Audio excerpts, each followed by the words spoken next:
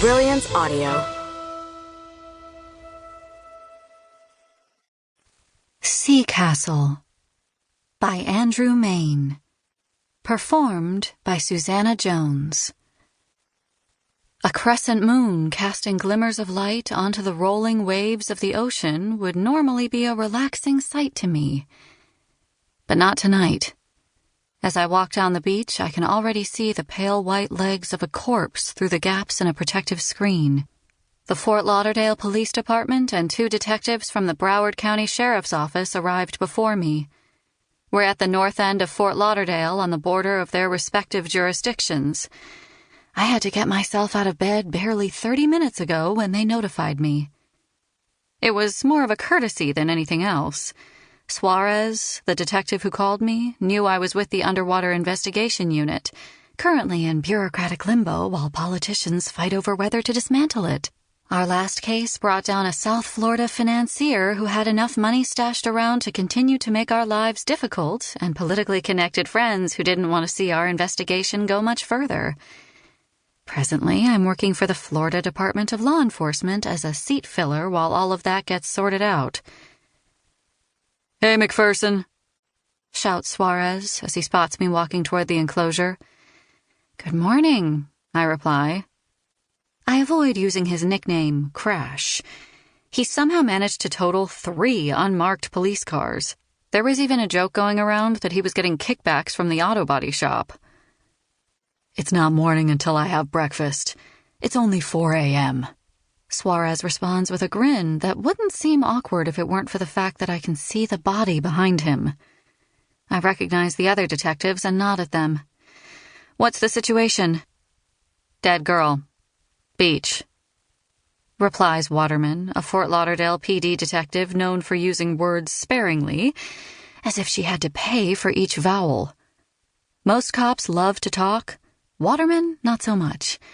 The fact that she's volunteered this without me asking her directly should feel flattering. I walk around the edge of the screen and get a better look at the body as a forensic technician named Mandy Fonseca takes photos and collects samples that otherwise might get lost or contaminated when the body is moved to a pouch. She nods. "Salar says hey," she tells me, a reference to my former boss before returning her attention to the corpse. Corpse. It's a weird word. One moment you're a person, the next you're a corpse. I've given CPR to 2 people and brought them back to life. Did they become corpses and then not? This is the kind of question my daughter Jackie likes to ask in the typical way precocious young teenagers challenge reality. From the looks of the body in front of me, there's not much chance of her coming back. She's nude, lying face down with her head turned to the side and mouth visible. Her skin is pale and her lips deathly blue. Definitely a corpse. The standout feature is the long rope. One end is twisted around her neck, the other runs all the way into the waves. "Anchor rope?" I ask. "It appears so," replies Fonseca. I turn to Suarez. "Anybody call in a missing swimmer?" "Nope. I thought you might find this curious." I don't exactly come to these things for thrills, Suarez. I'm a day person, not one of your night ghouls who waits by the radio for the latest creepy misadventure. He laughs. "Yeah, but this is when all the good stories happen." I could go a decade without another good story and be perfectly happy. I want boring ones about burnt brownies and my daughter telling me the latest school gossip, I reply. "Have you ever even made brownies?" he asks. "Once." "And?"